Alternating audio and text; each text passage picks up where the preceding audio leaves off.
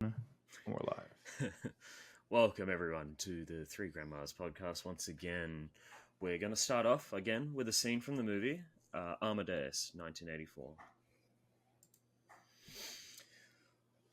Action. Interior: Mozart's apartment, bedroom, night, 1790s.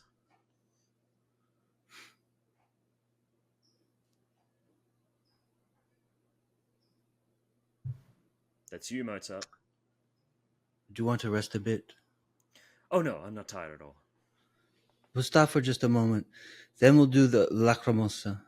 I can keep going, I assure you. Shall we try? Would you stay with me while I sleep a bit? I'm not leaving you. I'm so ashamed. What for? I was foolish. I thought you did not care for my work. Or me. Forgive me. Forgive me. Mozart closes his eyes. Salieri stares at him. Exterior: Vienna Street, wintry dawn, 1790s. Constance and Karl approach along the cobbled street, hand in hand toward their house. Snow lies in the street. Interior: Mozart's apartment, bedroom, dawn, 1790s. Mozart lies asleep in the bed, holding the last pages of the manuscript. Salieri lies across from him on Karl's small bed in his shirt sleeves and waistcoat. The child's bed is obviously too small for him, and he is forced into a cramped position.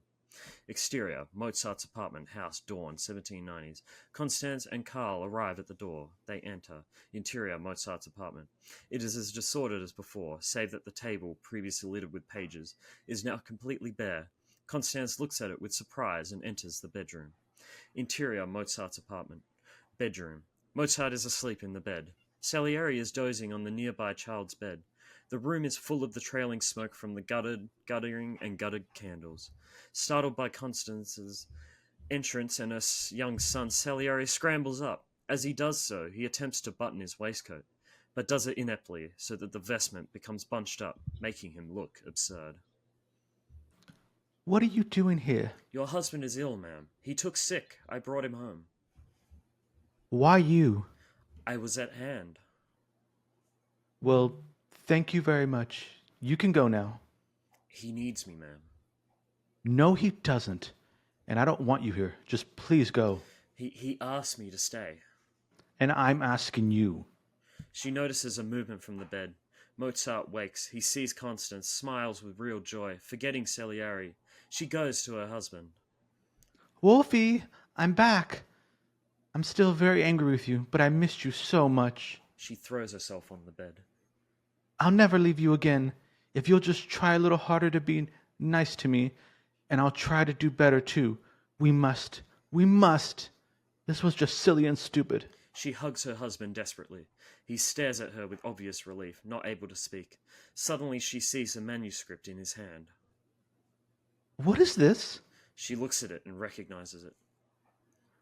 Oh no, not this. Not this, Wolfie. You're not to work on this ever again. I've decided. She takes it from his weak hand. At the same moment, Salieri reaches out his hand to take it and add it to the pile on the table.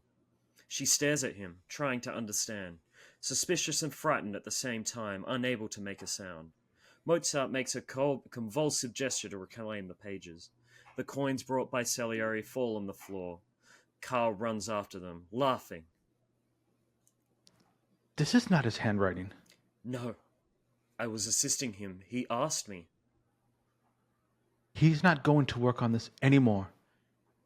It is making him ill. Please. She extends her hand for the requiem. As she stands up, Salieri hesitates. Please. With extreme reluctance, it costs him agony to do it. Salieri hands over the score of the requiem to her. Thank you. She marches with the manuscript over to a large chest in the room, opens it, throws the manuscript inside, shuts the lid, locks it, and pockets the key. Involuntarily, Salieri stretches out his hands for his lost manuscript. But...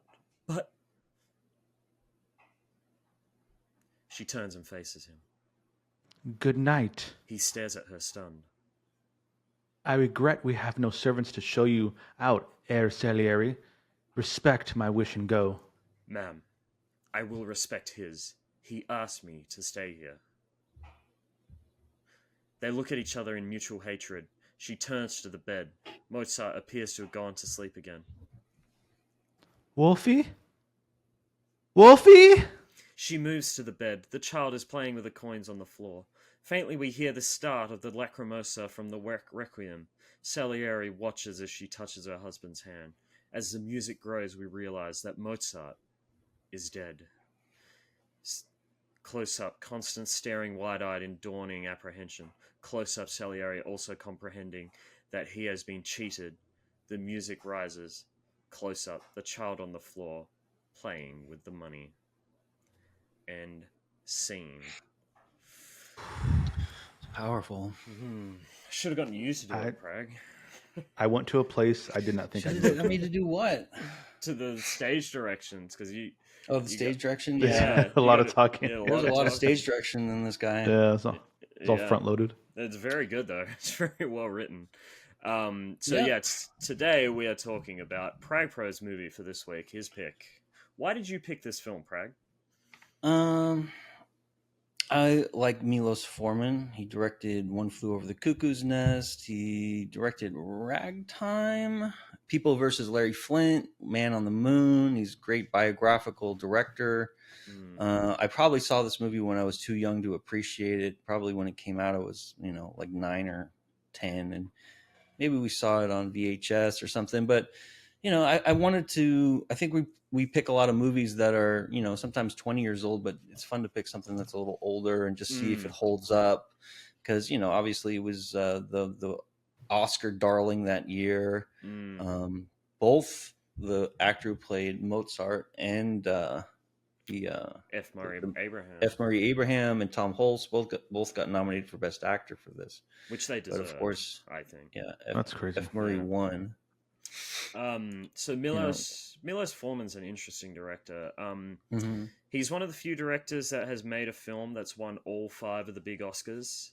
There's only 3 films that have done that. One Flew Over the Cuckoo's Nest, Silence of the Lambs, and I'm trying to remember what the third one is. It's old film. Is it The Right Stuff? I'm trying to think. It's hard. I don't know this one. Big 5 Oscar winners. But continue, Prag. Is this one that was a like one that you saw young? I mean, this is something that they probably force-fed me when I was 11, and I probably didn't really pay attention too much, but appreciated the music and understood that it was an important figure. It's interesting that they picked the actor from Animal House to play Mozart. I think that's kind of funny because you'll represent Tom Hulce from that. No, I just know that this is a big film with a lot of big sets. They use a lot of primary assets. They go to the actual places, and you're not going to see something like that very often because nowadays it's going to be all CGI. But everything in this film, from the costumes to the crystal to everything, must have been like crazy to organize and manage the assets and not break anything, because these are all very, very, very important historical assets. Oh, absolutely. And then the staging of the operas and everything, I wanted to see how they did that. It was pretty cool.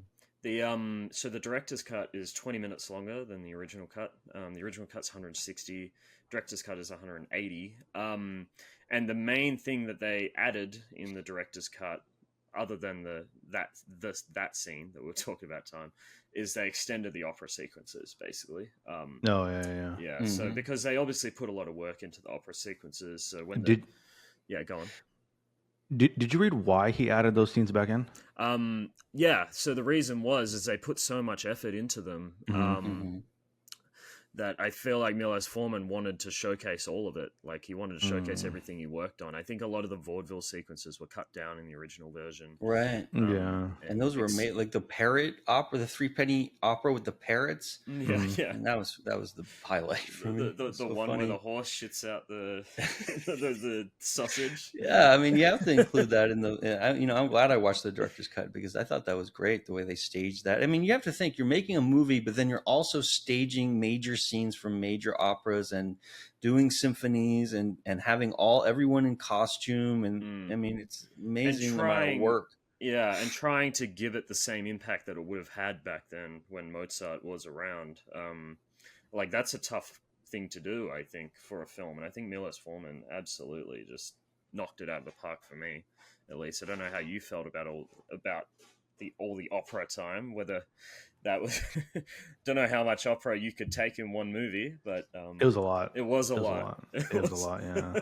But it made sense in the when I was looking, I forgot, I looked something up, and I had seen the director's cut, and the director had said, they made the movie. None of the major studios wanted to fund it. It was kind of a crazy idea. He's like, we're in the era of MTV and all this shit, and who's gonna want a movie about classical music? And he had said that if he didn't know if it was going to be a successful movie or not, but the fact that it was successful, he wanted to go back and add in those scenes for the director's cut. So yeah, because he put so he's much like work he into them. said anything that didn't have anything to do with the plot, he like completely cut out. And I was like, there's only 20 minutes. That's crazy. Everything else is just so plot heavy. I think literally. all the opulent scenes are really important to this movie, but what sells this movie is probably the relationship between Mozart and Constance, and Salieri Salieri, who's like Gargamel hovering over the Smurfs in every scene. No, I want to do this because I know this is something that Prague loves to hear about. Let's get into our Pirates. No, let's get into our Pirates 3 section of this thing. I'm watching this movie, right? And the guy that plays Mozart, I was like, is that Beckett? Is that Lord Beckett? It looked just like him, the guy who played him. And I had to look it up. Obviously, it wasn't. Yeah, Tom Hall. Oh, yeah, but it looked just like him. I was like, what the fuck? I remember from Animal House. That's where I remembered him from. But and the most annoying thing about this movie is the laugh that Tom Hulse. Oh my god! And it's constant. And it's like, it's Tucker Carlson's laugh reminds me of too. And it's just like, but it's part of the point. They end the film with I know, it. and I'm sure he had. They do. Yeah, they do. Yeah, he has a famous laugh, and that's well known. But it's like, I don't know. Is there a reason why? Yeah, is there a reason why everyone kind of had like authentic accents, and Mozart was just not even trying? Yeah, an American who probably is there a reason for that? Well, Salieri still, I feel like his was an American accent as well, wasn't it? But I think he's Italian, right? But I think the reason is like he's meant to be presented as like low class and like low class, like very vulgar. I think it's want to make it edible for the American audience, and if there's too many accents, then people need subtitles in some cities around here. But, what's funny is you were saying that you thought he looked like Tom Hollander from Pirates of the Caribbean. Yeah. But the whole time I was looking at Charles Kay, which is Count Rosenberg. He's the director that took out his pages from the ballet. The whole time I thought that was Kyle MacLachlan, and it wasn't. I thought it was like 100%, but it was Charles Kay. I kept looking at him. I was like, how old was Kyle MacLachlan in this movie? He's so Kyle MacLachlan. Yeah, this fucking Time Lord. Yeah, it looked like him. I thought they'd put like age makeup on him. I thought the cast was really great. I thought Elizabeth Berridge as Constance was really great. I mean, they really humanized their relationship, because most of these bioepics, you're just going to get the music and what the facts. And I think they added, as much drama as they could to keep people's attention, fixated on the plot. And, there's the whole subplot where, the guy who's jealous tries to lure his wife to sleep with him in order to get his manuscripts seen, and so he can get money, so he can train, one of the young royals. Yeah, and she goes and agrees to sleep with him, and then he turns her away. Oh my God, it's kind of like an extra slap in the face. And the look on her face when he was like, "Nah, get out of here." She was like, rage. See, that scene wasn't in the original cut. That's crazy. That's crazy. That's a good scene. It's such a big scene. It's not in the original, probably because of the nudity. Probably because of the nudity. Yeah, but I don't know if they I don't know exactly what they cut, but I just know the nudity wasn't in it. I mean, 81, right? Is when this movie came out. Yeah. So very different time. I also thought convicted sex offender Jeffrey Jones was really good in this movie. I thought he did a really good job. He actually was good. Do you actually was good. Like a Google search of every movie just to get all the People No, who've been because canceled. when you mentioned it last week, I looked up the cast, and that's the first thing I said because I saw him. Oh, the Because I emperor, the remembered him. Holy Roman Emperor. Oh shit, I hate that he's really good in this movie. Like, he is good He in is it good. too. I He's hate very that he's good. good in Yeah. every movie he's in. Even Ferris Bueller, he's great, but Yeah. obviously an I had awful no person in idea. real life.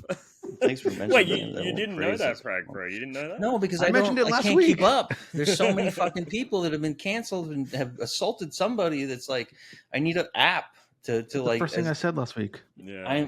I forgot in the There's first of an the week app for because probably like movies. four more sex addicts, sex pests got caught, The and so I app have to icon is just a update. picture of Brian Singer. Yeah, it's just like every day there's It's like a got Kevin highlight. It's like, Spacey. oh, alert! Don't mention X-Men. You know, Kevin You can Spacey change your app highlights. icon. You want to be Roman Polanski? Oh yeah, god. the sex pest of the day, Yeah. Roman Polanski, right? But no, But it's also movie recommendations. yeah. But no, he's really good as like this king who doesn't know what he's talking about, doesn't know like next to nothing about music, and he Yeah, just and like, the Oh, when he was fucking playing the piano, that was so Yeah. funny. and they're always like, "Oh, Mozart, there's too many notes. It's too fussy. It's too good. It's too fancy. We Yeah. can't do this, so you can't do it." And it's like the hate in this organization is just Yeah, crazy and that you could tell that Mozart is they've like trying to play along. yeah, and you could tell that they've like whispered in his ear to say that, 'cause, like Yeah. clearly he really loved it, but he Mhm. has to criticize it because then he can't say that his piece is. They better have to than justify everyone their else's. power in the court Yeah. too. They have to Exactly. justify their position as music experts when obviously this is, the greatest rock star in Europe at the time, the greatest pop star who invented pop star basically for every rock star that came after. Yeah, Yeah. He was What are they going to basically say to Mozart? yeah, Because the people demand it, the people love it, and that's Mm. why. and you see it when you There's- go there's to nothing- the when you see it when they go to the more the low class theaters like the vaudeville The theaters. 3 and penny he's doing- operas. Oh, yeah. Yeah, and he gets the biggest crowds you've ever seen, and the only reason the high class ones does is because the king got bored in one of them, and all the like he yawned in one of them. I really love that line. Like one yawn, you could last Right. maybe 9 days. 2 yawns, like you're Yeah, out. You get one it's over shot, that and then night. three yawns, like you're never working again. That's yeah, it's a good statement about how power worked back then, and but I think it's interesting that we also picked 2 films in a row that are so heavily about faith and faith in God above, and I mean I'm not a Christian, but clearly Salieri was until Mozart's death, I believe, or at Salieri least got yeah, fucked up by this whole relationship. yeah, Because he was very talented too, and right, probably would have been noted above him if it weren't for Mozart. But then Mozart transcends time and space. His compositions and his Yeah. style, and there's nothing anybody could have done.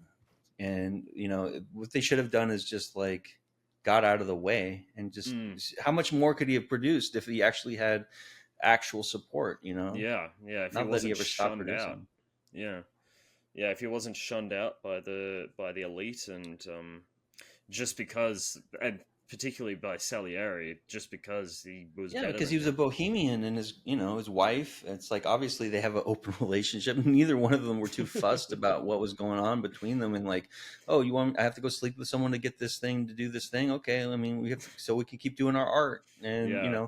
she was upset by it, of course, and you didn't bring it up, but it was a different time, and they were Yeah. artists. They were just straight up bohemians. Didn't really care about anything other than creating what they were doing, and caused problems. What I want to know, Time, is what your expectations were coming into Amadeus. Like, did you feel I Yeah. don't know. Yeah. Like you see the famous poster, that's not Art Deco, but the way it looks is pretty It's an crazy. incredible poster, like no doubt. Yeah, classic. But Yeah, I wanted to and, know though, because number one, the movie's called Mhm. Amadeus. It's about Right. Mozart, and we've heard all his music, which is classical, and you kind of associate classical music with this like pompous sort of like the kind of person that Salieri is in the film, I think. And there's this mythic figure of Mozart. Like, Were you Mhm. surprised with the way they portrayed him in this movie? Like, did it take you aback the way they portrayed Mozart in this film? Oh yeah, you expect him to be just like everyone else. Mozart was the only person that wasn't.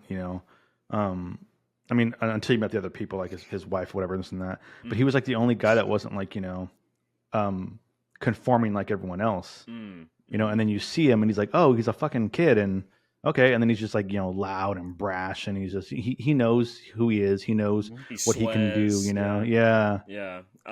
and I He's he's hot he's shit, and really he good. knows He's it. hot shit. Yeah, he's really yeah. good. But there is a level of like I don't say like respect, but a level of like, well, I need to do this to get other things done. Yeah, he doesn't Yeah, want to get yeah. killed. Yeah. Absolutely, yeah. But he pushes the boundary though. Like Hmm. the requests that he has to make. He Yeah. writes a he writes a opera that he knows is forbidden. Like Hmm. Hmm. hoping that And they they tell him not to, and he still does and it. he still does it Yeah. exactly. That's Yeah. why. And Yeah. then they pull out the ballet from his Hmm. thing, which is also illegal Yeah. at the time. And then the king shows up like out of nowhere, and they're all just dancing without the music. And he's like, Yeah. Right. "The fuck is this?" Silly. Yeah, what is it? And they're like, "King, this is because of your laws. Like, you can't do this." She's like, "No, play it with the Yeah. music. Do Yeah. it." um, The father represents a lot of that tension, right? Because the Mhm. relationship between the wife and the father, she's mm, letting him be more of who he really is, but he's trying to like adhere to the structure of the court and make sure that because back then they'll just hang you or put you in a jail, put you in the crazy house or what, just like Salieri ended up in, right? They ended up mm-hmm, putting him away. And mm. what looks like a horrific place. Like there's people Mhm. like in cages. Like there's like one scene when they're reeling about it, and he's like saying, he's doing his Like, whole thing, and I I am absolve the there's like a you. king's guy Yeah. in a restraint of cage, Mori like Mediocrity. with straw. I'm like, Jesus, Yeah. Yeah, yeah, There's a guy leaning forward, and he had like a little like thing around like his neck, and it was yeah, like keeping him upright. I was like, what the fuck? it's fucking torture, man. It's so yeah, scary. yeah. Those Do times would. Yeah, go ahead, Do Todd. you think that Mozart's that his dad was trying to live through him? Oh, absolutely. Yeah, Yeah, yeah, because it was almost like he was like parading him when he was as a kid, yeah, parading him Absolutely. around like, oh look what he can do, it's my yeah, son, and yeah. like blindfolding him as he's playing the Yeah, piano. Could you imagine being the dad of Mozart? He's the greatest composer of all time. You know he's the greatest composer of all time, Hmm. but you're still disappointed in him because he can't make any money. It's like, Yeah, could you imagine being that dad? Like, he's like brilliant, but he just can't. you mad because he can't clean up after himself? Yeah, yeah, he can't afford a maid to Hmm. clean up, or his wife. I mean Obviously, that's is always always the so case with tired. these guys, though, right? Like Van Gogh Yeah. never sold any paintings Mm, until mm. after he died, really. And I don't know if Monet had the same situation, but it's like it's just ahead of the time. It's a very They're like common thing. 60 Yeah. years ahead Hmm. of everything, Mm, and so yeah. What I wanted to say was, I've lost it. If someone can jump in while I think of it. I think the soundtrack was amazing. I made sure to post the full soundtrack because there's like a Hmm. double album version, and I think that whoever the symphonies that they had to perform the music, and it was just really great. And the mix, Mm, at least on the director's cut, the mix was excellent. And I felt like at the very least you can enjoy the music and all of the splendor of the sights. mm, You're not going to see like Vienna opera houses like Hmm. that, and the costumes and the attention to detail, and just marvel at the scale. And mm. if you're Mozart, then you would be happy probably seeing this as a reflection of your trying to Yourself, yeah. personify yourself in a 3-hour movie about such a magnificent contributor to humanity. And they did it in a way that was not too boring and not too fluffy, and I think they did a really nice job with I what they think had to so do. too. I mean, I think the director's cut's pace is, because I've seen both cuts. The director's Hmm. cut's pace is a lot slower than the Hmm. original Hmm. cut. I do get why they did it though. Like they put so much work into those sequences that like, well, how can you not showcase it? But I do think like sometimes you feel like the crescendo's happening, but then it keeps Mhm. going with some of those sequences. I feel like they've reached the emotional crescendo of the film, or that sequence. Like they've gotten their point across, but they keep going just because Mhm. they've shot it all. You know, Because they've spent the money they and they spent have the the whole money. day, Yeah, and they have all this giant chandeliers and guests yeah, and servants and everyone. Yeah, yeah, I yeah. think some of the Exactly. performances were a little cheesy. Like you could tell it was from 1981 because acting Four. styles have changed. 84, okay. Yeah. So you can tell it's like I don't know. Tom Hulce's performance was not my favorite. It was Really. good. Yeah, I mean, he was. I want to hear a German do it. I want to hear. He's an Austrian. I want to. I don't know. It was just like Americanized a little bit to me, Yeah, but I think and it gets the point across of I like his for physical us, for an performance. audience. Yeah. Yeah, no, I like his physical performance. Like he captured the look and the style, and when he's conducting, Mm, the joy that he had, and it's just little things about how he delivered the lines. It felt like you're right. It was an American delivering lines, and But it's I just a think, mild quibble. yeah, but I think the point is it got across like how, because if they just did a super accurate like portrayal of Mozart, like how Yeah. he probably was exactly like, I don't think he was exactly like this, but it's more like an over exaggeration for our sake, the audience sake, Hmm. to understand like Little how people caricature for reacted. accessibility. Yeah. Yeah, yeah, how they reacted to it, because we, like, as the audience, react to it because of the way that we understand people in modern times, Mhm. and Right. that's the reason they portrayed it. It kind of reminds me of when I don't know if you've seen The Great Gatsby with Hmm. Leo DiCaprio, Yeah. when Baz Luhrmann makes choices like putting Jay-Z music over the jazz, and like Sure. it kind of he does that so you understand like what that music was for those people as it is for us. Hmm. You know what I mean? It Like the was the Romeo and Juliet remake too, right? yes, yeah, exactly, Banger exactly. movie. Banger. Yeah, banger. Yeah, I agree. I really like that movie. Yeah. But yeah, I feel like in that way, I mean, Baz Luhrmann takes it to an extreme, I think. But I feel like Milos Forman is a lot more um, restrained in how he Hmm. does it. I think it's a good balance that Milos has, specifically Yeah. with this film. He's a Czech, and he probably has a lot of respect for for classical music. And Mm, if they could remake this movie and make it even more interesting, and there's not as much stuff as far with the nudity and stuff that they have to shy away from. But it was a ribald time. It was mm. like there was a lot of sex going on back then. It wasn't like especially in the royal, in the upper classes, it's not like a conservative world when it comes to those things. And they Mm, may have shared some of that part of it too. But mm. Yeah. Time. Obviously, we've talked like this is a long movie. I Mhm. was wondering, did you find this film interesting enough to keep your attention? Like, was there any point where you were checking your watch, or did you feel like this film kept your attention for most of the runtime? Um. So I started the movie when I got up when I woke up this morning, and Me then too. yes, yes, I started when I woke up. And then I got up and started walking around this and that, get ready. And then I told Flame, I was like, oh, I'm like 5 minutes into it. She's like, okay. I was like, yeah, I can like the movie. I'll watch it by myself. That's fine, whatever. I made that decision. So I transitioned to the living room because I have the sound system there and watched it. Mm, So I go and I sit there and I watch it, and I'm like, okay, whatever. It's getting a little bit into it.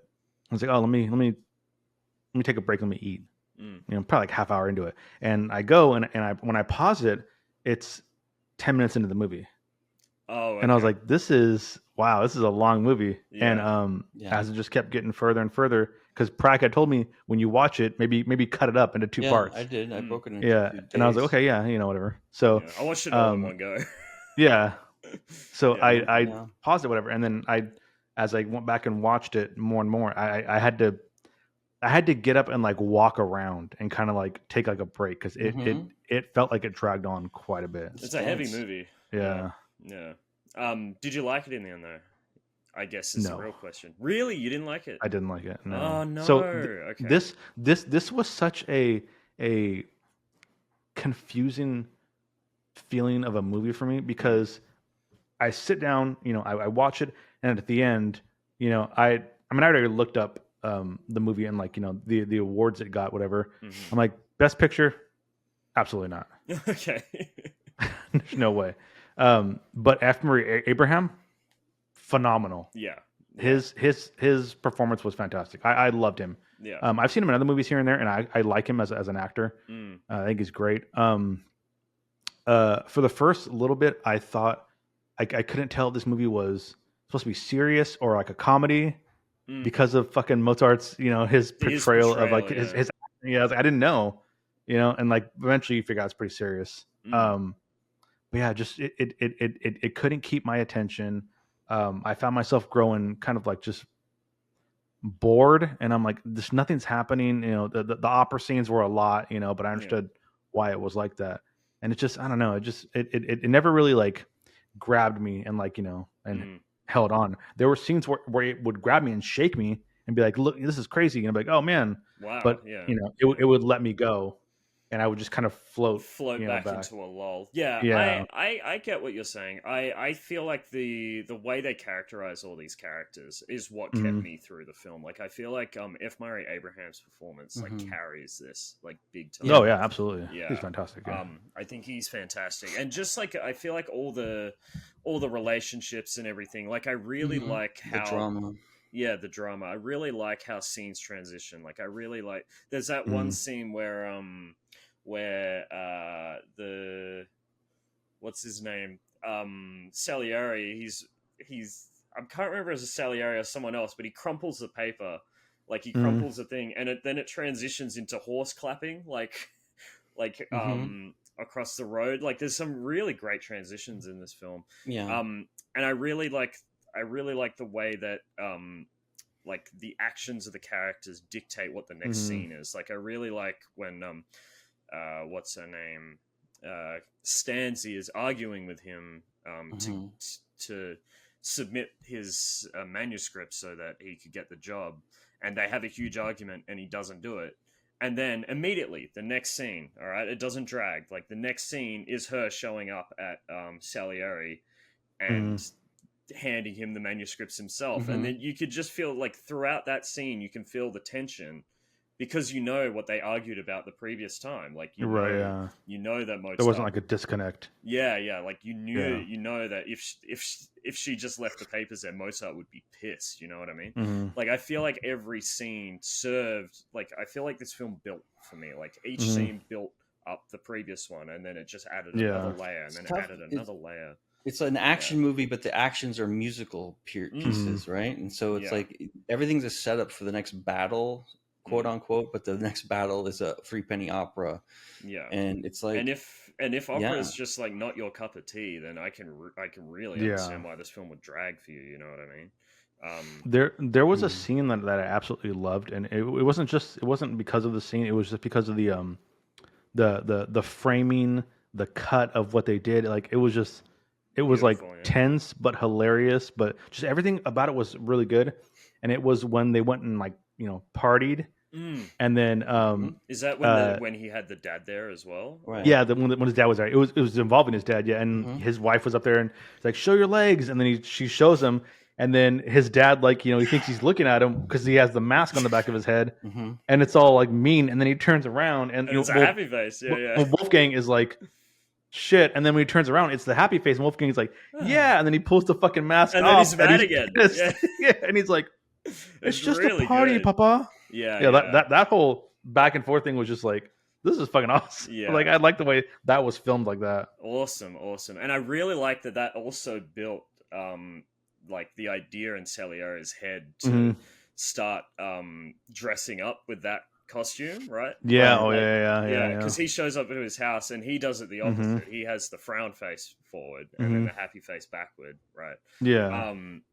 So he sees him at the party. You can see his dad isn't happy with him, and then he sees the opera about after his dad died and how Mozart like how Mozart creates that play about his dad disapproving him and shouting at him, and he's like, this is fucking brilliant. And that gives him the idea to then to then show up at his house and pretend to be Mhm. like the ghost of his dad, sort of thing, Yeah. and say, "Create a Yeah. death piece for me, create a death mass for me." I think that third act, like the third act for me, is just Mm. like I just felt my chest tight the whole time, just like Mm. seeing Mozart's like decline as Salieri is just like completely fucking his life over. And Like that's the Mozart's got part of the a film.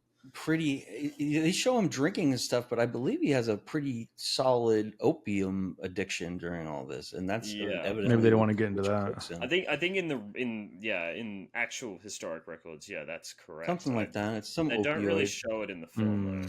The I thing. think they have like the glass vial and stuff next to the bed, and Do they? I Yeah. maybe they mention it, and it just as a side, but Mm.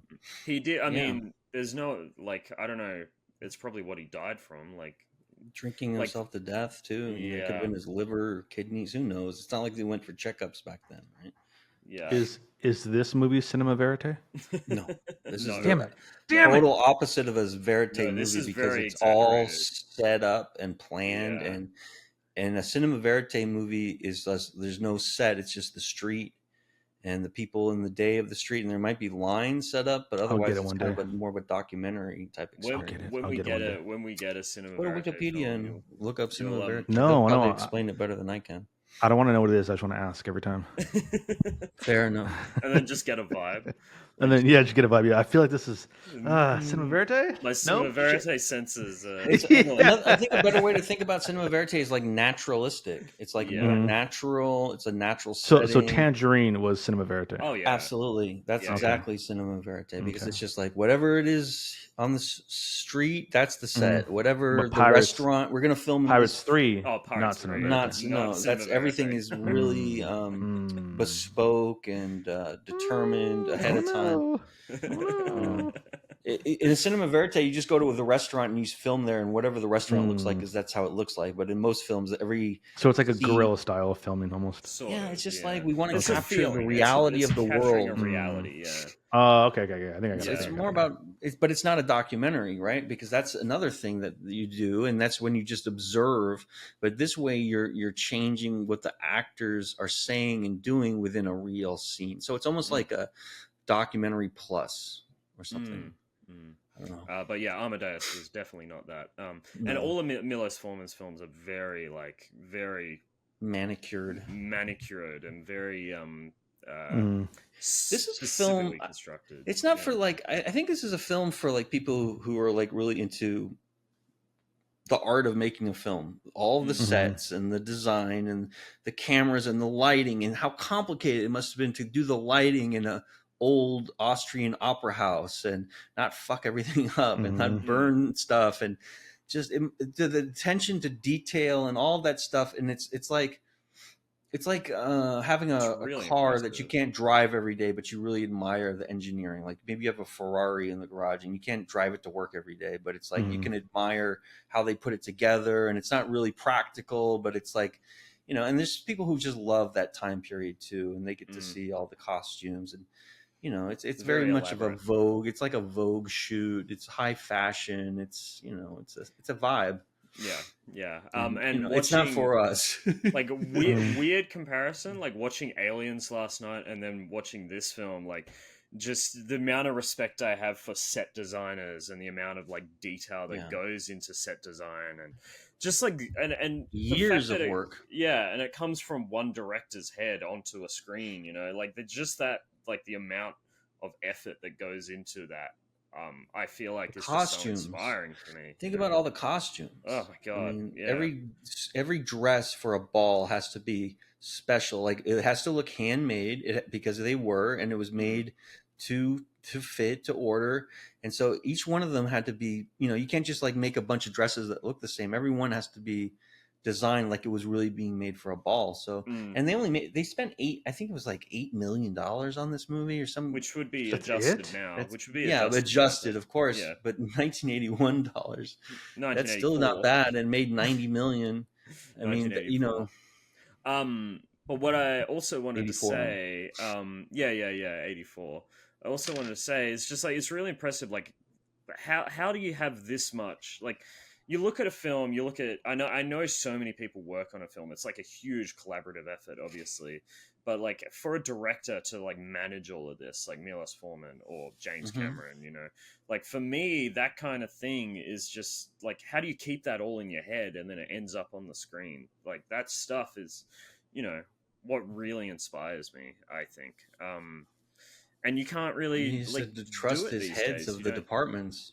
Yeah, You know. yeah, and then you realize, like, you watch a documentary of not James Cameron, Peter Jackson making Lord of the Rings Mm-hmm. or the Hobbit movies, and you just see him stressed every single day on set, just like sweat on his brow, just like, you know what I So mean? easy to screw up. Yeah, yeah.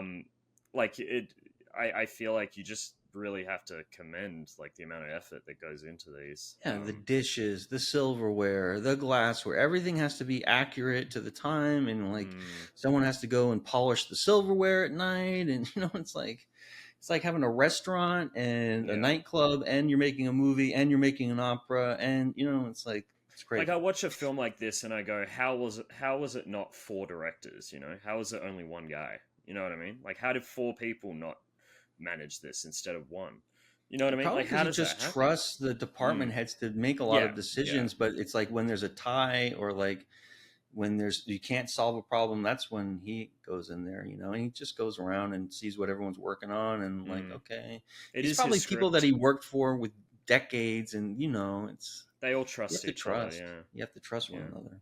You have You something can't to you say, can't be a Tony? dictator. You look No one's very going to be like you the look very Julius close to the Caesar. mic. I was like, he's about to No, say something. He's about to just drop a listening. bomb. He's about Can't to hear. drop a bomb. You're listening to the mic. Yeah, you guys are talking. I mean, it's not. I don't That's think how it most works. directors that are successful can like dictate in every scene and every costume, and they have to Mm. um, partition that stuff. I think. Yeah.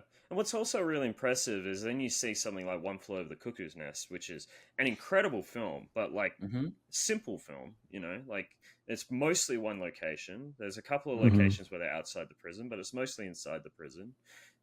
There's probably like a 3-4 camera setup. And then he moves on to something like this, which, oh my God, the amount of cameras that would have been needed, I reckon, the amount of sets that would have been needed, it's Man on the like Moon, though, I you haven't think seen about Man it, he on the made Moon. Man I on the need to see Moon, it. which is the Andy Kaufman bioepic, That and was a good he movie. recreated all the '70s assets. Like I remember, he created all of the assets for the sitcom Taxi that Andy Mm, Kaufman was on, and it looked mm, exactly right. And he had that experience in recreating historical sets. mm. That movie came out in like probably the late '90s, early 2000s, but they were doing the '70s and the '80s very historically accurate. So Man of the Moon was he's a after Amadeus, so wasn't it? oh yeah, Yeah, by yeah, yeah, far. I think it was like yeah, '94, maybe I want to say. yeah. That Man was on the Moon, '94, was it? Let me see. I don't know. That was It's later than all that. but that's the film that I haven't seen it, but that's the film that Jim Carrey basically got possessed by Andy Kaufman, right? Like you he have Yeah, to made a see whole that movie. It's a documentary great about it. that's a movie. great movie. Yeah. Mm. And he wasn't even nominated for it. Am I correct? Mm-mm. That's That's No, I don't think crazy. crazy. so. I don't know who won that one, and I don't know who Amadeus was up against the year it won. Oh, Yeah, go ahead. it's funny that you bring that up because like I was looking up that whole thing, whatever, and I forgot who the actor. Oh, it was Laurence Olivier. Mm, He came out and presented the 99. award for 99. Okay, presented the award for best picture, and he came out and he's talking for a little bit, and then instead of going and the nominees are, he just opens up the envelope and he goes, and the winner for best picture is Amadeus. Yeah. And then they had to have a guy come out and like read it and make sure that he was right. So like he didn't read any of the nominees off. Dude. He just announced it. Like it's just what's happening. And I guess they figured out he had dementia, so he Oh just no. didn't Well, fucking read the thing. I know my favorite Love movie that. from 1984 was the movie 1984, which came out that year too. I don't know if that was Did it nominated. really? Yeah, Yeah, that was That's that was funny. Roger Deakins' first cinematography the credit. John Hurt version of Mm. 1984, which So was great. yeah, I don't know I if you don't know know. what was nominated, and I'm trying to find 84 Oscars. Would it be the 85 Oscars or the 84 Oscars? 85 Oscars. 85. Yeah, It was up against there's only 3 movies I think that was up against. 4. Four, It was up against A Passage to India, A Soldier's Story, Places in the Heart, and The Killing Fields. The only one I've heard of is The Killing Killing Fields. Fields is great. Those I are think all that's good. really good. Passage to India is fire too. But that's a very slow period piece. That's kind of like A Room with a View, or Howard's End. It's about like a Victorian lady touring India. You know, there's so many movies like that. But the colonial experience back then, that's the kind of movies that would nominating it and win, is historical dramas. You know, at one after another. Yeah. And The Killing Fields is about Cambodia, about the aftermath of the Vietnam War. Yeah, I've heard that movie's pretty horrific. Like, it's like horrifying. The Killing Fields. It's very accurate. Yeah. It's a tough film to watch. What was I gonna say? I had another thing in my head, and it went bye. What's going on in your head today, buddy? Everything's flying in and then taking just off woke up. the same day. I just woke up. I watched a 3 had to watch this movie, and then I jumped straight on here. I've been sleepy all day too. Yeah, but I was down to watch Amadeus because I loved it the first time I watched it, and I loved it this time as well. I remember the previous time not being as gripped as I was this time. Like, I felt like that third act when I was watching it this time just really...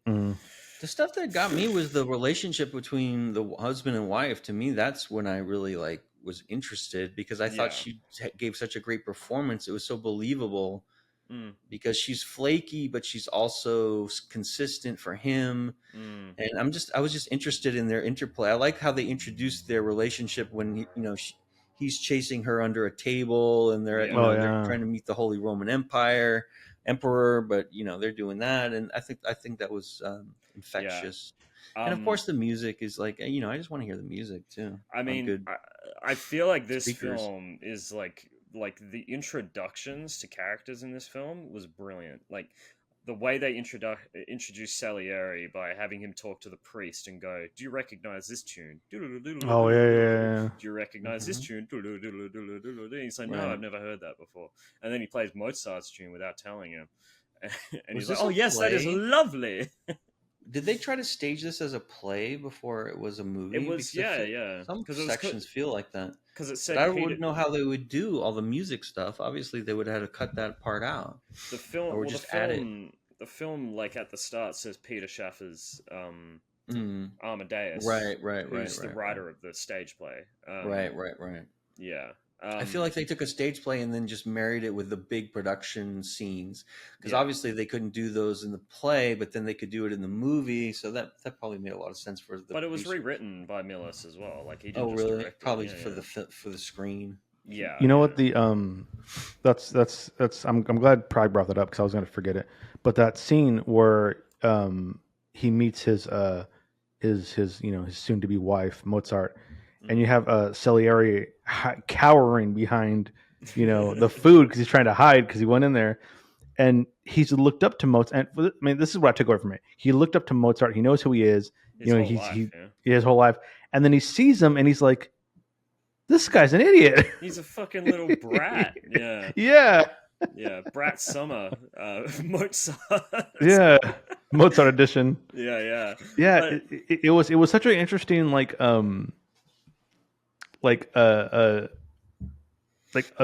just a dagger to your fucking heart, because you're like, this isn't the guy that I thought he was, Yeah, exactly. And he's like, whatever, and then he interacts with them slowly, and then over the course of time he's like, I fucking hate this guy. and then he hates him even more because he's so good, Yeah. He's like, I respectfully hate him, and he's like he hates him. Like, he hates the personification of him. Yeah. And then when he reads his music, he describes it as the voice of God. Like, he's mad at God. It's like, why did you put your messenger in this imperfect package, which is like a classical refrain in religion and theology. And he's looking at it the wrong way. Obviously, he's looking at it as through himself and not through, the content. And then the kick in the nuts when fucking Mozart. Was like, oh, I could play like this Salieri. Oh, that's gonna be quite the challenge. And I was like, oh, that's a compliment to him. That's nice. And he just is fucking around, and then he farts. I thought it was even worse at the start when he's playing like he's like, oh yeah, I can remember it off by heart. I only listened to it once. He Yeah. plays it and then makes it better. Like Mhm. like he adds stuff to it and makes it And better. Salieri's like, you He's just sitting there. motherfucker. Oh my god, it's so good. And I really like the way they introduce Mozart at the start. Because Salieri is walking around this party and he's going, "What's he gonna look like? Like, will I be able to spot him?" And Oh, you just yeah. and you think like, and then these two people run past, and you think they're just Mhm. extras, right? Like you think they're just Yeah. extras in the scene. And then he walks into the room and it's them. Like he's like But- that's the Mozart. But also, they fake you out because when he gets to that door, he opens the door and his eyes are like, and you think it's Mozart, and he's like, let me go in here, and he opens it up, but it's just fucking food. Yeah, exactly. Yeah, exactly. he loves food though. It's like great. every scene he always has like special cookies or Mhm. special Italian desserts, and he's So always Yeah. serving them up. that thing that he was feeding her when she was like handing him his manuscripts. Mhm. The what is it? It was It's like an almond, some sort It of like was- bitter Italian Roman almond in a yeah, but it bitter was and, like, encased in sugar and sugar and dipped in brandy or was something delicious. or rum Yeah. or something like that. It looked so good when she was Yeah. eating it. There's so many tortured That's Cynthia soul Nixon, moments too. for. I thought it was. Or Yeah. Salieri. Yeah. The maid in that is Cynthia Nixon from Sex and the City. Yeah. Sex and the City. yeah. I thought it was her. Yeah.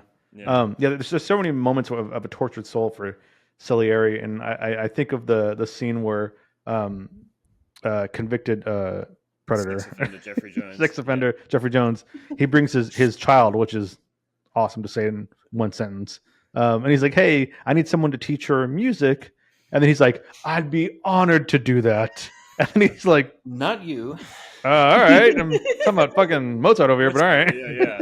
And there's also the scene where like he described like he's talking about this woman that he's obviously in lust with or in love with, Mhm. Oh yeah. one of the two, and then he gets on stage and like and he introduces his wife, and you could see Salieri looking at them look at each other, and you can and he says he's like, then I knew he'd been with her. He'd been with the woman I love, and it's like, Yeah. and Oh, you yeah, could that's see the it other on his thing that got him face. mad. Oh my god, I couldn't believe it. and you know crazy. could you become like that's the most radicalizing atheist thing ever? You know, like I mean, it leaves it open. Did he poison Mozart? Maybe he did kill him. You know, because there's like some discussion about that, and he's like, "Oh no, I didn't." But I he was never around him a lot. took it that way. I never took it that way. I just took it as he wore him to death. Like it just seemed like he didn't let him ever play any of his shows. He basically created the conditions that caused him to be like an alcoholic. He was extremely poor and everything. Like he killed Mozart long run. Slowly. Like, slowly. With long envy, con. with jealousy. Because but at the end of the day, it's also just complete respect, jealousy. you know. And I love Yeah. the scene where like that quote where he says, I you know, with the king, I made sure he could only play 5 shows, but I saw every single one. Like he's a big fan too. He's a huge which is the fan, crazy but the part. biggest hater at the same time. Like it's such a fascinating. That's character, always the way it goes, Salieri. though. That sounds like dark. Yeah, he's kind of like our Fucking Salieri. dark. Yeah, he is. Yeah. I agree. I'd put him in the same camp, in the same category. As, Yeah. so, yeah. He'll never hear this. But doesn't not matter. only He'll was it never the hear best performance for an actor that year, but it's probably one of the greatest Oscar-winning performances of all time by any actor, I think. And Yeah. it's not I the mean, movie's he not even dominates about it. him. The movie's not I even know, about but- him. Yeah. It's Yeah, not but even he really, titled it's after him. amazing. It's an amazing job It's that he did. Big slap in the face from Milos. There's a movie Forman to called The Name of the Salieri. Rose that I think F. Murray Abraham is in with Sean Connery, and it's about a monastery murder mystery, Yeah. which I'm a big fan of too. I think F. Murray Abraham's in that. I don't want to. I'm always mixing up Pete Postlewaite and F. Murray Abraham too, Yeah. because they kind of have the same look. But I think it's F. Murray Abraham. After that movie, he got a lot of. He got so many good roles, and you know, what a under. I don't think modern moviegoers know how big of an actor he was, and he wasn't like he had to pull himself up and just like a great actor as a stage actor who became a movie actor later in life or known as a movie actor based on just his own talent. It's not like he's a matinee idol. It's not because it's not because the movie studios were pushing him. He was just undeniably good, and that's great. I love this. Yeah, he was in Scarface. He was he was in the scene that we read for in Scarface. He was the guy in the car. Remember? Chi-Chi. Yeah, Is that his Chi-Chi. name? That's right. Yeah. Yeah, that was the F. fire Abraham. scene. That was a fire scene. More recently, he won an Emmy, I think, for The White Lotus. Or he was nominated. Oh, is he still He around? was in that, right, Lois? Yeah, Yeah. yeah. Did you watch The White Lotus? No, but Flame watched it, and I would like peek in and be like, "What are you watching?" It is a really. So I know it was in it. Yeah. People like that That's show. what I've heard. I Yeah. haven't had the time to get into it, but He's He's popular. great in it. Yeah. I'm just trying to remember if he was nominated. He was in the Grand Budapest Hotel, which was an excellent movie. Yeah, that's my favorite Wes Anderson movie. Is it really? Budapest Hotel. I love that movie. It's a great movie. Ray Fiennes is we don't have to definitely pick an that actor. the next time I have to pick one. It's so funny. It's so funny. Yeah, so he was he was nominated for The White Lotus as well, and he deserved it. He was great in that show. So I'm glad he's getting the accolades again, like now, nowadays. But like, let's be honest with the Grand Budapest, like every single person was in that movie. That's like, that cast is the legendary so cool. Jason Schwartzman. Love him. Jason Schwartzman, yeah, legend. The little bit parts. But yeah, I love this film. I was just wondering, Time, would you recommend Amadeus, and what would you rate it? This is such a hard movie to rate and recommend. Because I don't know if people who aren't into the subject material, would like it. So I would say I would one of my world famous recommendations where I'd recommend it with the caveat of kind of explaining what it is. And then as far as the rating, for you personally, yeah. For me personally, yeah, the rating earlier I had it at a 50. That is rough. Yeah, but talking over with you guys, and it's hard to give it that score that low because, like I said, if nothing, I respect everything they did in this movie. Yeah, it just didn't grip me as far as the story. But my God, the performances, the set design, everything in here was just so goddamn top notch. It's classy. Yeah, so I got to bump it up then at that point. So probably like a 68. Okay, that's a good score. I'm happy that we were able to get him up to 68. Pragpro, what do you feel? I mean, this is a movie for people who love the art of making big cinema movies. verite. It's not even that. It's just like if you like all the things that go into making a big production, like if you're someone who enjoys fashion, you love this movie. Like if you're someone who enjoys classical music, you're gonna like it. I mean, you have to be a little bit patient with it because it's written in a time period where it's a lot slower than they would have probably put it together nowadays. But yeah, I recommend. I'd give it a 88. I mean, what are you going to say about how they made the movie? That's bad. I mean, I can't say anything. But the sound design is immaculate. All the actors are the microphoning of the actors is amazing. Like everything's clear as a bell. The music is mixed in properly. They have not only the interior set design, but like the exteriors, like when they're doing Vienna and they're showing the different street scenes and everyone's in the appropriate, the cobblestone, there's nothing out of place. Yeah. So for that reason, if you want to see what is possible, if you see like probably 7 or 8 like major filmmaking craftsmen in all the different departments and a great director can do, yeah, I would recommend Amadeus. For sure. What would you rate it? You said 80. I think 88. 88, yeah. Which is, absolutely. And I think the other thing about this film also is just how influential it is as well.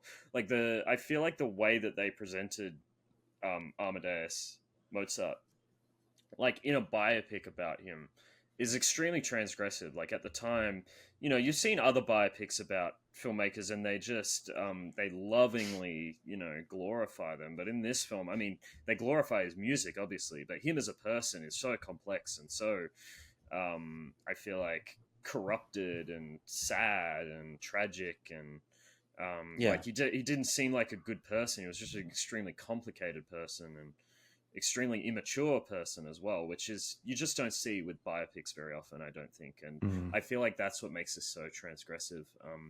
And it kind of like the way they introduce him. I feel like is very influential as well. Like I remember watching Vice recently. I don't know if you've seen Vice, the Adam McKay film about Dick Cheney. Yeah, the way I've they, seen it. It's a good one. yeah, the What, way the Christian they, Bale one?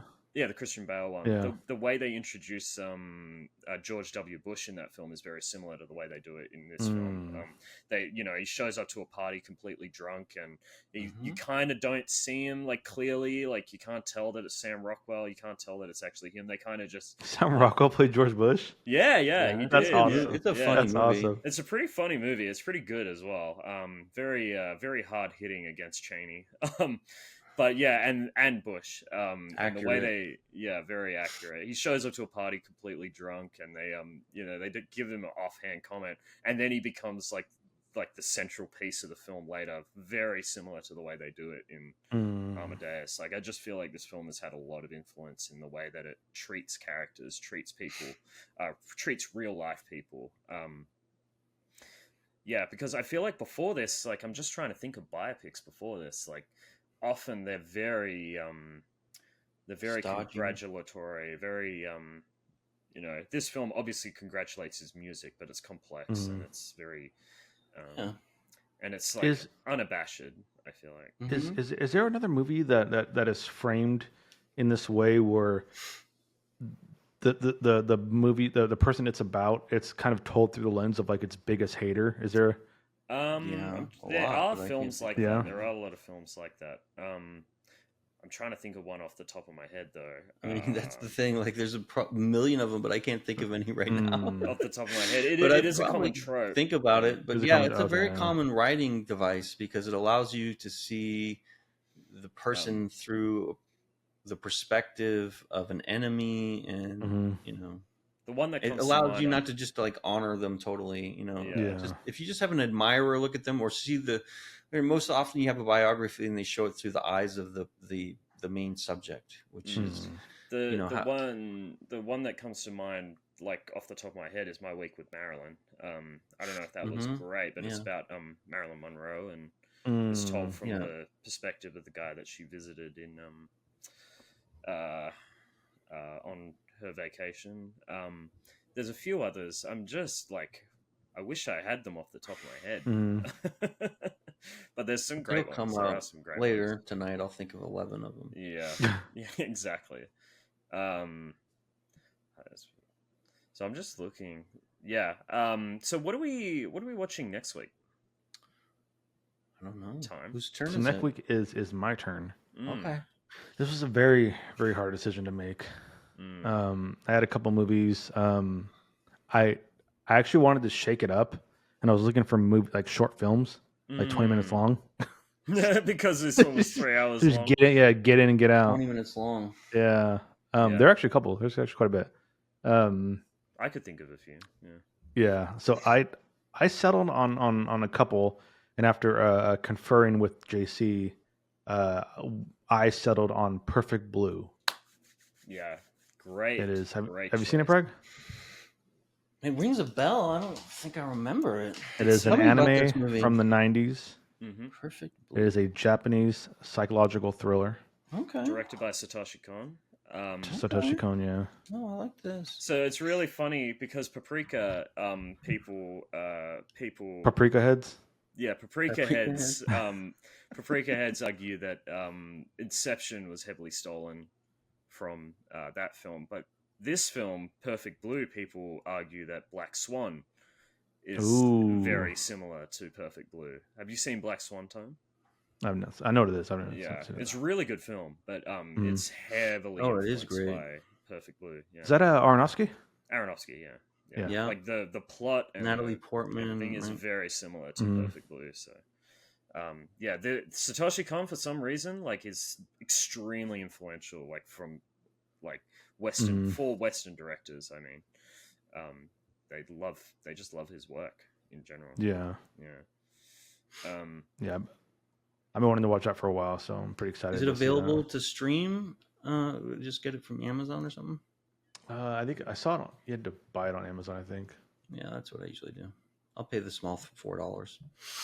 $4. I'm not too fussy. But the thing about Amadeus is I started watching it on like Sunday last week, and then I didn't get back to it, so I had to rent it twice, which is fine. I'm gonna It need says, it. The breaks. I thought it was within the 40 hours, or whatever. But time. It says it's on AMC Plus too. If you have that, I'm gonna need it No, I don't download have Perfect that. Blue, but that's fine by me. I can do that. That's no problem. Yeah. As long as I can get it. Some movies, very rarely, you just can't get them. Mhm. I mean, it's very rare nowadays, though. I like that a lot of stuff's on the Internet Archive now too. Oh yeah, I'm like glad the you what was it? picked The anime action before movie? I did. Yeah. I forgot the one we watched with the what was it? With The Dr. action one. Yasmin. Yeah, A that was Better on. World. Is that Yeah, what it is? A Better that World. was on the Internet Better Archive. Tomorrow. That was pretty cool. A Better Better Tomorrow. Tomorrow. I always Yeah. say A Better, Better World. I World. never say A Better Tomorrow. No matter how many times Yeah, I talk about this film, the- I always when- fuck it up. When I was going through Forever. what we're gonna watch, I was like, well, we can be topical. Aliens is or Romulus, whatever it's called. That's coming out. I've never seen any of the Alien movies, so that'd be Oh, yeah. cool. You've never seen any of the Have you aliens. seen any of the Alien movies? I don't know. Didn't see Oh, Prometheus. Didn't my see heart. Alien Covenant. nothing. Wow. You haven't And- seen and I'll- Alien? No, Nope. Have you seen Oh. Alien versus Predator? no. No, don't watch that. You have to watch the first 3 Alien movies and then go into Prometheus. You can skip some of the fucking other ones. I heard Prometheus wasn't good. I love Prometheus. I loved it. I Oh, think did- those okay. movies are fire because I Yeah. love the I mean, art direction. it I has love Michael H.R. Fassbender in it, Giger. so I just love whenever they utilize all the H.R. Giger designs and do the art production because I love that whole world building that they. Yeah. I'm so happy they reviewed. I can't wait to see the new Alien. Mm. I'm Was seeing good, it tonight. Jason? Yeah, I'm Oh, you're seeing seeing it. it tonight. I've heard it has got like really good. Oh, actually no. I've heard like it's all over the place. But like The ones the movie Yeah. that doesn't The hold up critics for me love is Aliens. I think Aliens is not that great anymore No. because Second one? when I saw it, it was so fire. But now it's just kind of Dude. campy. It's just too campy compared. I watched it last for a long night. time. It is Aliens was my fire. favorite. Dude, I watched You it have to last see night. it It is again. fire. Sometimes It's it catches so me good. like. See it at a cinema. See it at a cinema. I Do a think double the third feature. one is underrated. I like all the underwater stuff. It's David Fincher's one of his earlier films, Alien 3. Yeah. I love the world. I'm but- not a big but fan the of the Alien versus Predator world, though. I think that's kind of like Yeah. hodgepodge. Did you like Alien Covenant? I Yeah, like that one. Yeah. Oh, I thought love that it. was really good. it's amazing. They had all. you know what the- other series I haven't seen? Predator. Lord Byron. Predator. It's The a Predators. Lord Byron Oh, references, yeah, I've and seen Predator. was that Covenant that they had the android that was doing the Lord Byron routine the whole time? Yeah, and they doing were playing the flute. Osmomanius. Yeah, they were playing the flute, whole- and like Yeah, there were 2 fire. androids played by Michael Fassbender, 2 different. See, all of those androids. movies are very, especially the Covenant movies. There's a lot of metaphor and stuff in it too, and I really appreciate it. But Yeah. you can enjoy it on just the scary level or just the haunted house level. I think that's one of the best Alien movies is Covenant. Really, Yeah, Prometheus. I haven't seen as any well. of the Prometheus Nightmare on is- Elm Streets. None of those. No, I Friday would the start. 13th. You know what I would do if I haven't seen Aliens? I would start with the Halloween. Prometheus, and because it's a prequel, right? It's Yeah. kind of a Mhm. prequel, and I then would- go into Alien. But No, hold on. I'd go Alien, It's a Aliens. prequel, but is it one of Really? those prequels to where like if you've seen the originals, you appreciate it more? Is it one of those Yeah, prequels? Yeah. Yeah. Alien doesn't really have any lore attached to it. It's basically and that's why I think it's good to start with. Like, it's good to start off with the simple one, and then the more action-packed one. Yeah, which that is one's Aliens. fire. Everyone loves that one. It's like it's a universal banger. It's in my like top 5. a haunted house in outer space, and Yeah. they just play it correctly. And It's go a see slasher those. in Those are so space, fun yeah. to watch too. You're gonna love it. I wish I hadn't seen a series of movies that was that good, and I could just get in there and just really live in that world because they're really good. Haven't seen any Jason movies. Have you What do you heard about mean? the You've never seen pitch- Friday the 13th? Never seen a Friday the Oh, see the 13th. first one at least. Crazy. The first see- 3 are really good. No, the third one's bad. But watch The third one, first 2. the way that Friday the 13th works is every second one is good. So number 2 is good, number 4 is good, number 6 is good. Like, that's the way it goes. Number 8 is not good. It stops being good after that. But number 2, number 4, and number 6 are all good. But what I wanted to say is, have you heard about the pitches they made? Ridley Scott's pitch for Alien. Basically, on a whiteboard, he went into the boardroom and he just wrote Jaws in space. And that's it. Who did that? Ridley Scott? Ridley Scott. Yeah. And then James Cameron, this is what he did. He took a whiteboard, he wrote Alien. That was the first film. You wrote an S, aliens, Mhm. and then you put a dollar sign through it. Yeah. And then that was his pitch for aliens. Which is great. It's a I've never great seen story. Jaws either. I've never seen Jaws. What are you talking about? Dude, this is why you do this podcast. matter This is with good, you? Pragpro. This is good. He's going to be so. Yeah, but there's like, not enough time. We have to have heaps 4 or of 5 time. episodes a week if we're gonna get all the movies. There's You plenty of and time. Lance from Saints should get together and like rent a movie theater out and buy the films. Just 'cause watch a lot all of the these films movies. are never come back into the movies. Yeah. They're always in But Melbourne. You You should should see them. move to Melbourne. Melbourne. Really? Melbourne. Melbourne. They're always in Melbourne. I saw Alien and Aliens double feature in Melbourne. It was incredible. Recently? Like a couple of years ago Hmm. in Melbourne. Yeah, it was sick. They had all like the Hmm. old ads in between as well. Like they made it a full like thing. I don't know how you even avoid. How do you swerve Aliens for this long? Because I I don't figure know. like it's always on TV There's so many movies. during the I 90s. swerved Scarface for that long. Do you know the I quotes? know, but Aliens is even more ubiquitous. I feel Do I like know it's on what? Do you know the constantly. quotes? Like get Yeah, away from her, get you these bitch. fucking aliens off this motherfucking plane. No, that's No. Oh, it's not. Have you Oh, seen then no, I don't know any Terminator? quotes. He's gonna say no. I've seen the first one. You have or you haven't? I haven't seen the first one. What's He's seen wrong the with second this one? guy? I've only seen the second one a billion times. Okay, so Yeah, you've that seen was the a second banger, one. but so is the first Second one. one's fucking amazing. The Yeah, second, but so the is the first first one. one. I'm not a But huge But fan you've of seen it. the second one. And you thought it was amazing. Didn't you say, "Oh, I wonder if the first one's good," and like go rent No, it for $4? because I went back and looked at it and I go, this doesn't look that good. It looks kind of outdated. It's a lot I agree. independent. I Yeah, think, it's definitely I not think the the bucket. first. Looks I low think level. I think the first Terminator doesn't hold up. The second one does. Was the first one James Cameron movie also? They were both James Cameron. Yeah. Oh, they're both okay. Yeah, I okay. mean, Yeah. it is for what it is, which is an independent film that probably cost $8 to make. I mean, it was a Yeah. vibe before the Terminator. I was around before Terminator 2 came out, and everyone was really into the first Terminator when, they were still hyping it as far as like "I'll Be Back" was like a big scene, and everyone loves that shit. Did you know that James Cameron's first film was Piranhas 2, The Spawn? No, I haven't. It's probably better than it should be then. He went straight from Piranhas 2 to Terminator. Like That's jump. amazing. It's crazy. The quick jump in quality. Yeah. I need this question asked in from you guys in chat. Yep. Toaster, the film snob Toaster, Mhm. he said, I think E.T. and Close Encounters of the Third Kind sucked. Am I a bad person? I haven't seen What do you Close think? Encounters. First but of all, I E.T. want to is say, great. if your name is Toaster, why do you go by the moniker Ketchup? That's a confusing thing. What's for up, me. Ketchup? Yeah, because it's Toaster, you call him, but his title is "What's Up Ketchup," and it's Yeah. like, what are we doing?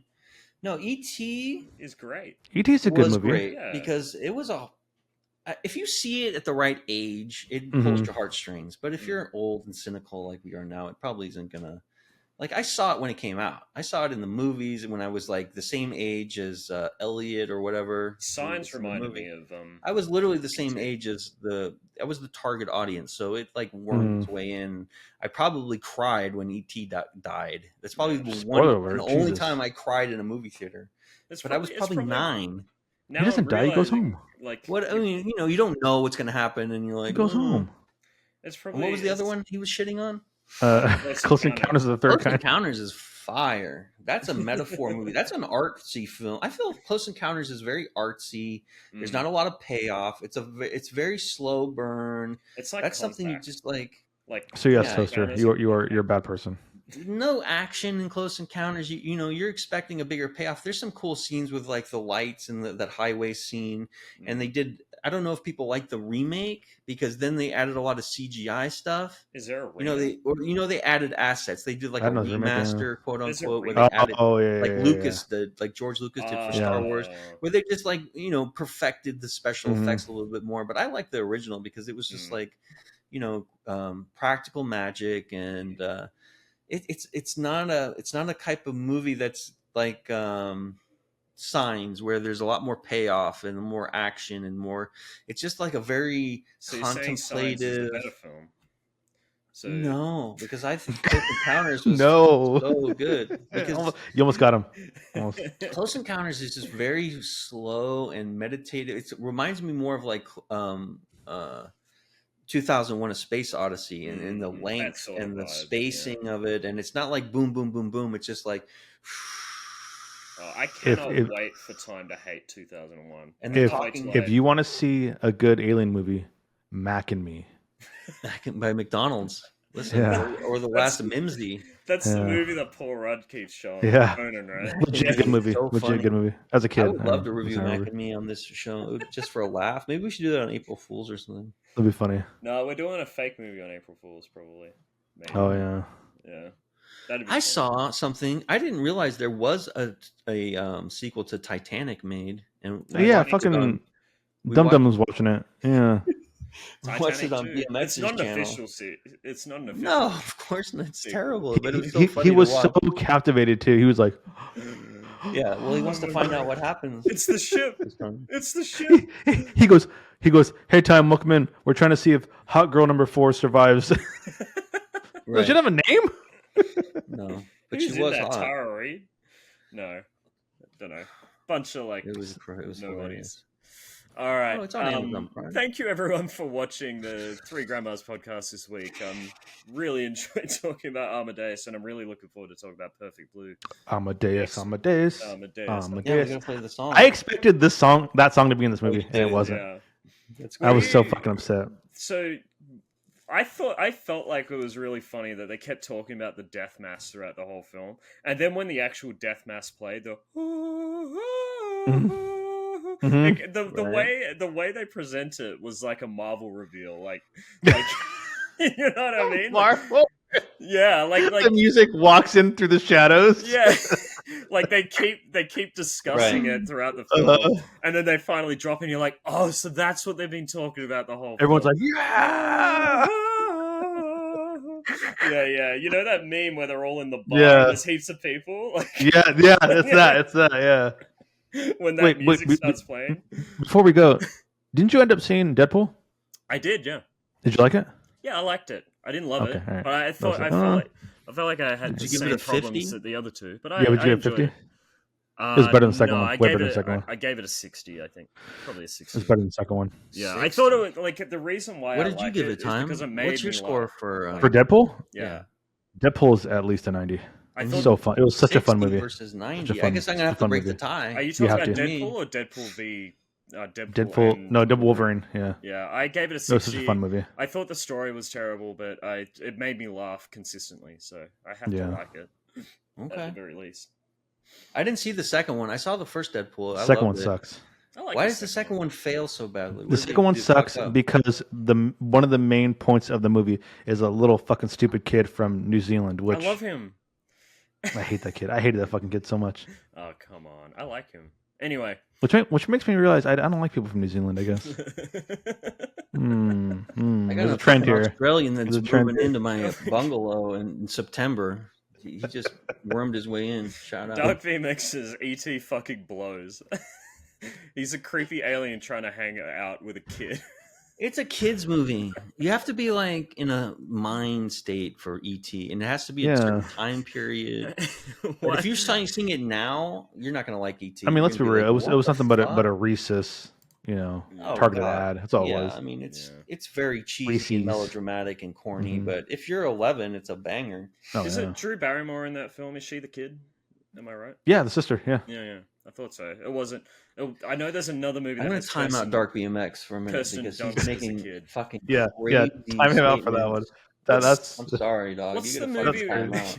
that's What- crazy. What's the That's movie crazy. that We're not gonna Kirsten cotton Dunst that. was a kid in? Jesus. Which one? Say it again. There was a movie that Kirsten Dunst was a kid in, and I can't remember which one it was. Small Soldiers. Well, Well, she's a teenager in that one. I haven't seen Small Soldiers, but Oh, Small Soldiers was a fucking banger. yeah. Oh, What am I that one thinking of? Dick. Little She was Women. Kirsten in- Dunst and Dick. Interview with the the Vampire? Nixon movie with Kirsten No. Dunst as Fire. Yeah, She was a but kid in that though. Yeah, I think so. But it's not the one I'm thinking of. Oh. all right. Anyway, I for some reason I thought maybe she was the kid in ET, but then I realized it No, was it's Drew Barrymore. Yeah. Anyway, thank you everyone. Let's have a great day. All right. Bye. See Bye. you later. We can't Signing rate off. it because we're too small for that, so we're just gonna end All here. right. Bye. Bye. Toodaloo. See you guys. Have a good night.